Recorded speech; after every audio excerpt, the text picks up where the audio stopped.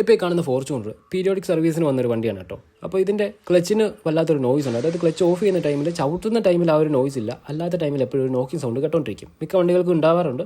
Clutch തീരാറാകുന്ന ടൈമിൽ ഇങ്ങനൊരു sound കേൾക്കാറുണ്ട്. പക്ഷേ ഈ ഒരു വണ്ടിയുടെ കേസിൽ അവരുടെ ക്ലച്ച് തീർന്നിട്ട് ഓൾറെഡി അവർ റിപ്ലേസ് ചെയ്തതാണ്.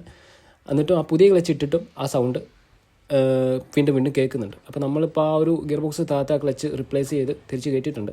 അപ്പോൾ എന്തുകൊണ്ടാണ് പുതിയ ക്ലച്ചിന് ആ ഒരു സൗണ്ട് കേട്ടതെന്നും ഈ വണ്ടിയിൽ കിടന്ന, അതായത് ഇവർ ചേഞ്ച് ചെയ്തിട്ട് ആ ക്ലച്ചിൻ്റെ അവസ്ഥയും ഞാൻ കാണിച്ചു തരാം. ഈ കാണുന്നതാണ് വണ്ടിയിലുണ്ടായിരുന്ന ആ ഒരു ക്ലച്ച്. അതായത് ഈ സൗണ്ട് കേട്ടോണ്ടിരുന്ന ആ ഒരു ക്ലച്ചാണിത്. ഇപ്പോൾ നമ്മൾ ചേഞ്ച് ചെയ്തതാണ്. അപ്പോൾ ഇത് കാണുമ്പോൾ തന്നെ അറിയാം പുതിയ ക്ലച്ചാണ്.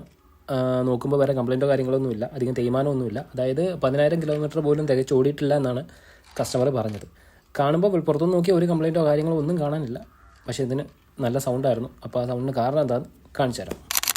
അപ്പോൾ ഇതിൻ്റെ കംപ്ലയിൻറ്റ് എന്താണെന്ന് ചോദിച്ചാൽ, മിക്ക ക്ലച്ചുകൾക്ക് ഉണ്ടാകുന്നൊരു കംപ്ലയിൻ്റാണ്. അതായത് ക്ലച്ച് വണ്ടിയിൽ കിടന്ന് ഓടി ക്ലച്ച് തീരാറുന്ന ടൈമിൽ ക്ലച്ചിൻ്റെ സെൻറ്ററിൽ ചെറിയൊരു പ്ലേ വരും. ആ പ്ലേയിൽ ഉണ്ടാകുന്ന സൗണ്ടാണ് പുറത്തേക്ക് കേൾക്കുന്നത്. ഇത് ചെറിയൊരു പ്ലേ ആണെങ്കിൽ പോലും, ക്ലച്ച് എന്ന് പറയുന്ന സാധനം നല്ല ലോഡ് വരുന്ന ലൈറ്റാണ്.